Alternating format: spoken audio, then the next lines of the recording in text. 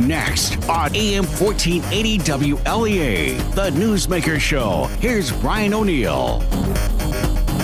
And today's show is yesterday's Congressman Tom Reed weekly press call. Going to begin here with Reed's opening statements about the success of deregulation. All right. Well, thanks, everybody, joining us this week. Wanted to highlight the efforts today that we have taken in Congress, working together with the administration and our office with them in regards to the deregulation agenda that is truly creating and promoting jobs, not only in the district but across the country. As we go through this deregulation effort, we have essentially cut 22 regulations for every new rule introduced in 2017. 22 regulations reduced. These are unreasonable regulations. These are not based on those things that we agree regulations need to be in place with, or that have a high cost-benefit type of situation that they're not taken into consideration in implementing the regulations. So to cut 22 regulations for every new regulation introduced in 2017 is something we're very proud of.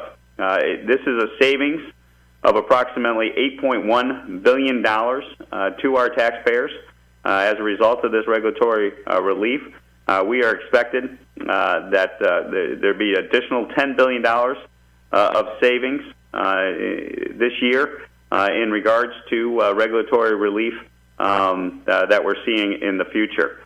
From my perspective, these are regulations that have caused tremendous delays in infrastructure projects, spending more time on paperwork rather than actually building bridges, building roads, or putting pipe in the ground in regards to the infrastructure needs of America.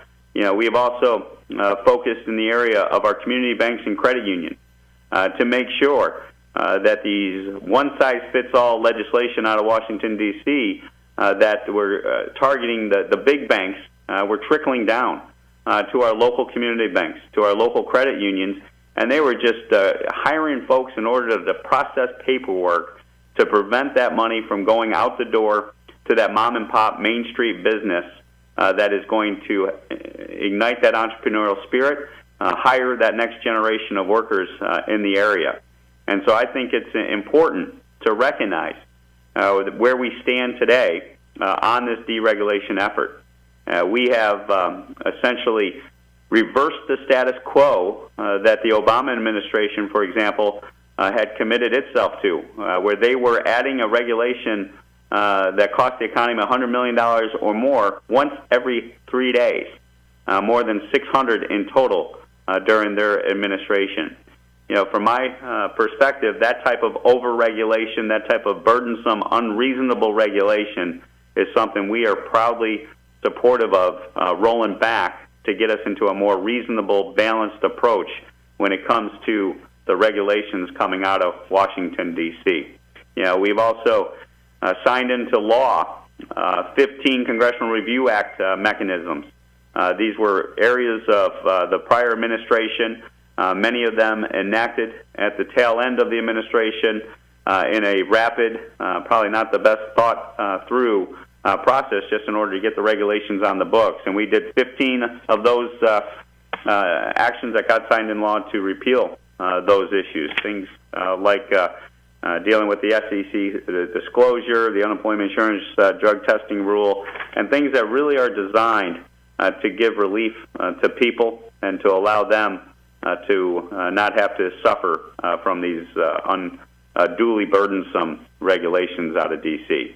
So let's see what happens going forward, but I will tell you, I think it's only appropriate and right that as we care about individuals suffering under these regulations, that we celebrate our success and continue to work together to see where we can continue this deregulation agenda that's going to free up even more economic might, job creators, and job creation in the district, as well as allow individuals the ability to focus on their day-to-day business rather than just filling out paperwork for the sake of filling out paperwork that regulations often create when they're unreasonable.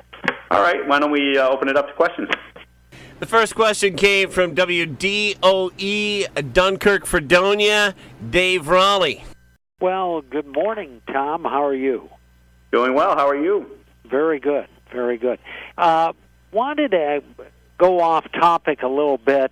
We're hearing there's an announcement that's supposed to be coming out soon, if not today, regarding the future of the energy repowering project in Dunkirk.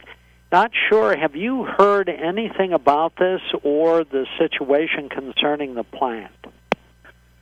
Well, obviously, we have stayed in contact, working with NRG as well as the local officials and the powers to be in regards to supporting the repowering of that facility. And I don't want to get ahead of any other entity in regards to announcements that are coming, other than to say we are aware that there will be an update on that situation. And what I will publicly say at this point in time is consistent with what I've always said.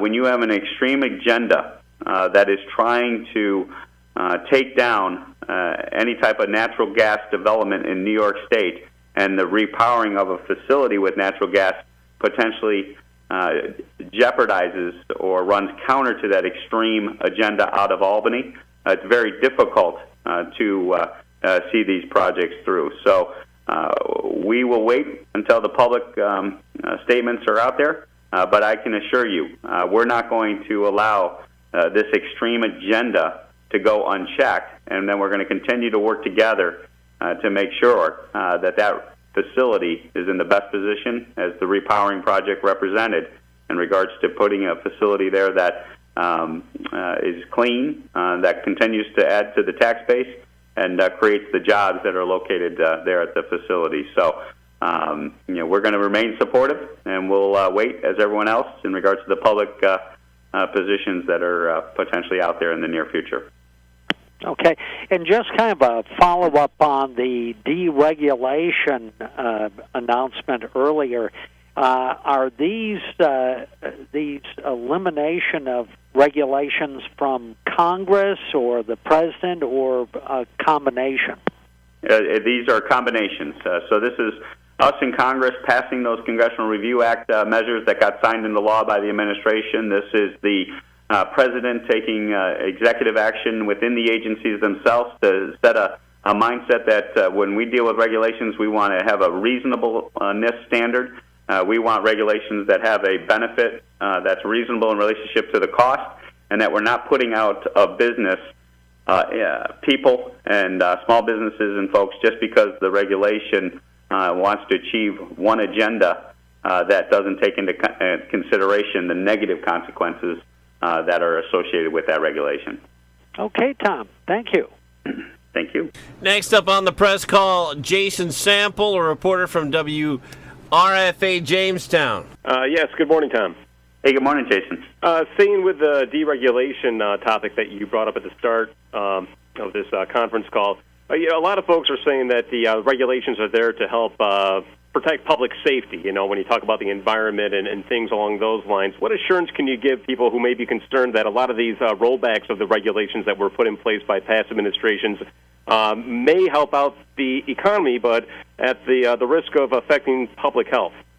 Yeah, that's why what we're talking about here are the unreasonable, overburdensome regulations. We support reasonable regulations, things that will achieve clean air, clean water, worker protection, other areas that we can all agree. Reasonable regulations in those arenas are good things, and we are supportive of those. But when you see 600 total regulations coming out once every 3 days, impacting the economy $100 million or more, that's a tremendous amount of weight and unburdensome load being placed on American taxpayers. And so I think there's a balance to be struck here, and that's the balance we fight for. And going forward, I think you're going to see this reasonable standard will allow us to grow, will allow us to innovate, but at the same time achieve the goal of the legislation that allows these regulations to go into place. Things like clean air, clean water, safe environments, safe neighborhoods. But at the end of the day, we're going to take into consideration those real impacts on people that right now their voice isn't being heard. All right, and then I have an off-topic question, too. The Washington Post is reporting that the Wlea Group, an Austin-based company that helps to process 40% of SNAP transactions at farmers markets nationwide, is going to end its service by July 31st, and that will leave about 1,700 farmers markets that offer SNAP payments with no way to serve low-income customers. I've been told that the Jamestown Public Market is one such market that uses this company's software. Has your office been made aware of this? And what are your thoughts when it comes to SNAP benefits being used at the farmers markets? And is there a way we can get around this so that those who still want to use their SNAP benefits in the future beyond July 31st can do so?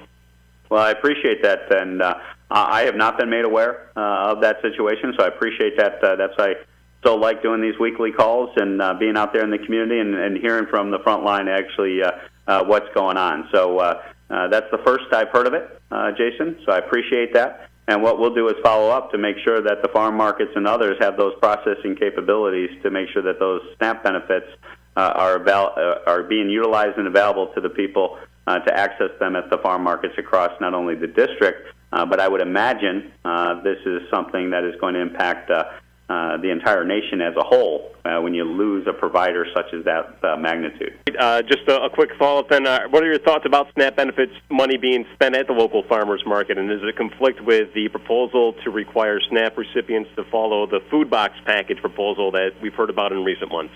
Oh, no, I am supportive of SNAP benefits being allowed at farm markets. Some of the best nutritious food you can be found at your local market. It supports our local farming industry. Fresh vegetables, fresh fruits, I think, is a staple that people should have access to that rely upon SNAP benefits.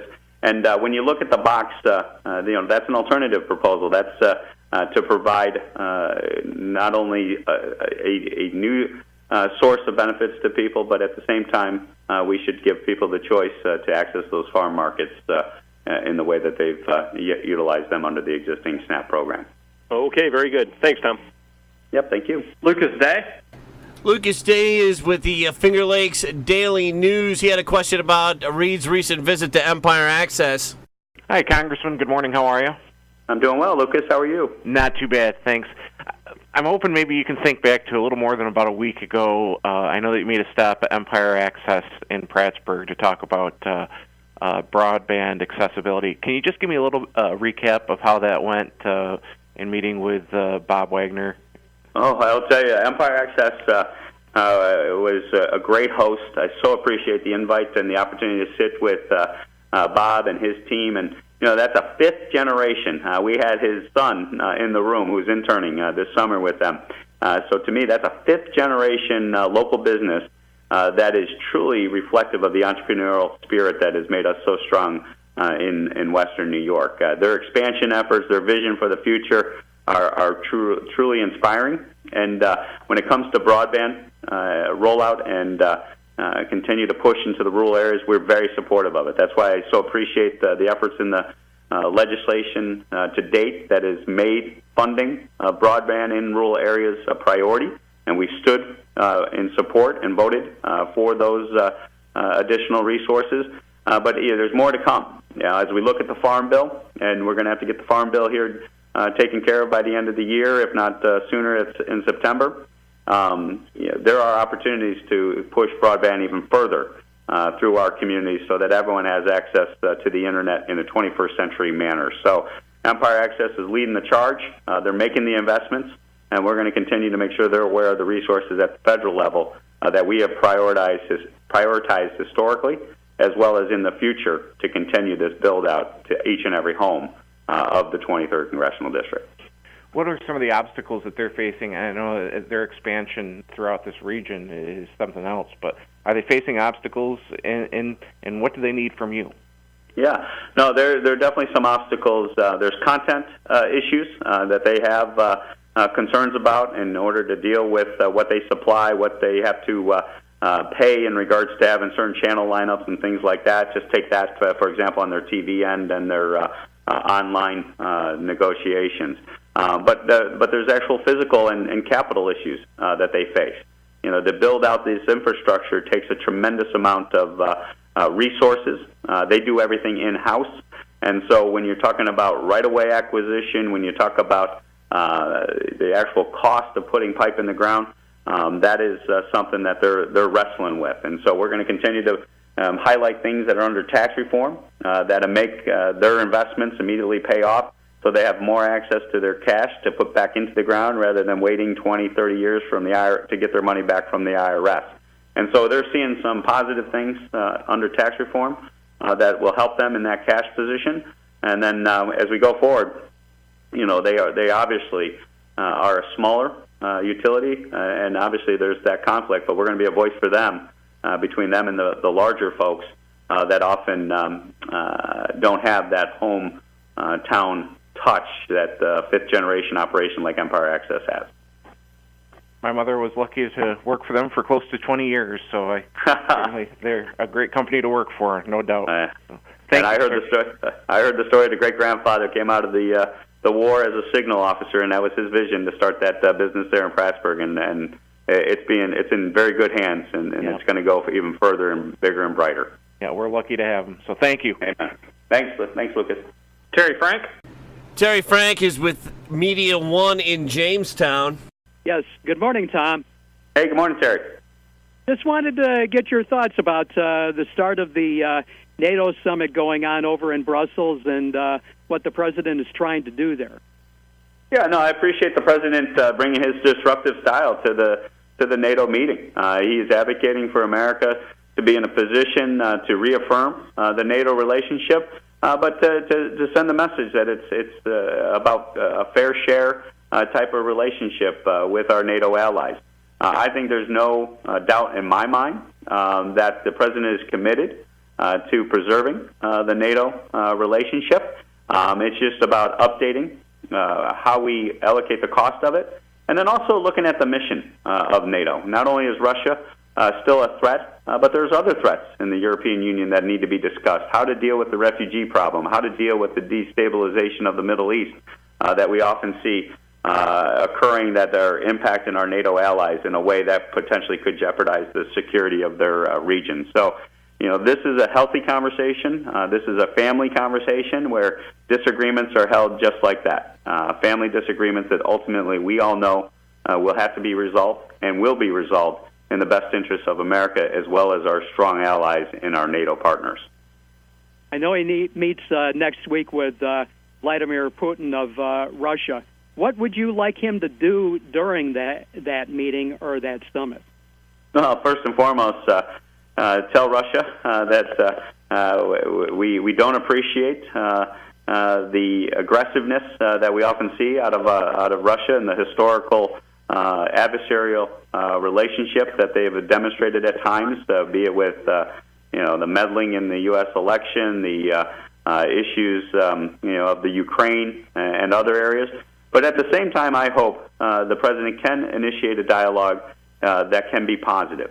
As you know, I always look for the silver lining in situations, and even though I have grave concerns about Russia and its historical position and relationship with America, they still are a world superpower, and they do have influence over common interests that we need to work with them on in regards to Syria, North Korea, Iran, and the nuclear capabilities of North Korea and Iran in particular. And also, I think we have a shared interest with Russia in making sure that extremism under ISIS and terrorism is addressed in a way that we have a common interest in fighting that extremism. So, hopefully we stand firm, and I know we will, in our differences, but at the same time, maybe there's areas where we could work together to take on these common threats that we see across the world. All right. Thank you, Tom. Brian O'Neill. That's me. The WLEA question coming up next, right after the break in the forecast. Celebrating 5 years of magic, the Most Arts Festival returns to Alfred University for a week of timeless classical music and art, July 8th through the 14th. The festival features an international orchestra, soloists, chamber music, a high school piano competition, art workshops, and a gallery hop and barbecue. More information is available online at Most Arts, that's MOSTARTS, mostarts.alfred.edu. Saying good morning now to meteorologist William Shakespeare. Well, you do know we've gone past Midsummer Night, right? That is the question. Yeah, Midsummer Night was June 21st. That used to be celebrated as Midsummer because that would be the point that the days would start getting shorter, and they certainly have now. Brian, the sun's coming up now at about 5:45, and it's setting at about 8:47. Just a couple of days ago, it was setting at 8:51. So we've already lost about 5-10 minutes worth of daylight. We'll have a lot of daylight today. I am keeping an eye on a big complex of thunderstorms up over Michigan, Wisconsin. It's what we meteorologists refer to as an MCC, a mesoscale convective complex. They develop at night during the summer months, usually up over the high plains. Sometimes their cloudiness can be like a nice weather killer. They're not really well handled by the models, and I'm concerned that some of this is going to drift our way this afternoon. We've been sunny so far today, but I think some of this high cloudiness comes in later this afternoon. The sun gets a bit dimmer. We're 80 to 85. Should clear off tonight, 55 to 60. Tomorrow, partly to mostly sunny and warmer. We'll be up to 85 to 90. Clouds tomorrow night, 65 to 70. Clouds Saturday, chance of some showers and storms in the afternoon, warm, humid, 85. And we could see some afternoon thunderstorms Sunday as well. It stays warm and humid right into the early part of next week, Brian. Back on Newsmaker, I'm Brian O'Neill. Next up was our question from Wlea. We asked if the congressman was going to support downstate Republican Congressman Dan Donovan's legislation to give members of Antifa or anyone wearing masks who commits violence up to a sentence of 15 years if convicted, and also up to a 2-year sentence if convicted of destroying property or buildings. Here's what the congressman said. Well, that's an interesting bill that Dan is proposing. I believe there are some New York provisions in the penal law that restrict people coming together under mask in order to engage in criminal activity. And, one of the concerns I would have here is that if this infringes upon folks' right to express and assemble and protest and use their First Amendment right, I would definitely have to see how this legislation impacts that. So I have not formally taken a position on that bill, but I do understand the nature of what they're trying to get to. You have folks who, under the guise of their First Amendment rights, engaging in violence, engaging in physical attacks, and if you're wearing a mask, it's hard to identify those perpetrators. So if we're focusing on wearing a mask of those that are engaging in criminal activity, physical destruction and vandalism of property, I can see this as being a useful tool for prosecutors and for law enforcement to make sure that those individuals that are not just exercising their free speech rights but are engaging in criminal activity are held accountable for their obstructive ways. The next question was from the Olean Times-Herald and Rick Miller. Morning, Congressman. Hey, good morning, Rick. Say, the conference committee on the farm bill, are they meeting yet? I don't believe the conference committee per se has gotten together. I know there's been some informal conversations talking to the chair of the Agricultural Committee, Mike Conaway, and those in the Senate. And so I don't think there's been a formal convening of the committees, but I know there's been a tremendous amount of informal work between the House and Senate leaders and staffs in order to set the stage for a productive outcome in regards to the farm. Now, what does that conference committee have to report out that would help New York dairy farmers in your mind? Well, we're continuing to reform that margin protection program that is there, and to lower the access points and premium points for farmers to take advantage of that relief. So on a short-term basis, I think those are the immediate reforms, and we're talking about that in the House position and in the Senate position, that there seems to be common ground in order to allow that immediate short-term relief. And then as we go forward, making sure that things like milk are truly designated as milk. You're seeing a effort, across the spectrums, be it non-milk sources labeled as milk. That is something that I think is something we can resolve in a farm bill that says if it's dairy milk, it remains milk, and if it's not dairy milk, then you call it something else to remove that confusion that's out there. And so these are marketplace types of reforms that are going to expand dairy operations and dairy opportunities going forward that are in the Farm Bill that we could see help our dairy farmers in the district as well as across the country. But that margin protection program didn't work very well. Well, that's why we have to reform it. That's why I have definitely, I was just on a farm last week. What does it have to do then, in your mind? What does it it has do? You have to actually make sure that it's effective in regards to where folks can purchase it, what the cost of those premiums are, that people can get at a lower level at a reasonable price. And so it's about taking into consideration the actual cost of when you calculate the margin when it comes to feed cost and how that is calculated in real time versus antiquated numbers that often have found themselves into the old calculations. So, this to me is about expanding that program and making it more reflective of the marketplace that dairy farmers find themselves in today. Thank you. Yep, thanks, Rick. All right, that wraps it up. So that's that for the Congressman Tom Reed Weekly Press Call. It's AM 1480 WLEA Hornell. I'm Brian O'Neill. Thanks for listening. Keep listening for Brian Kilmeade.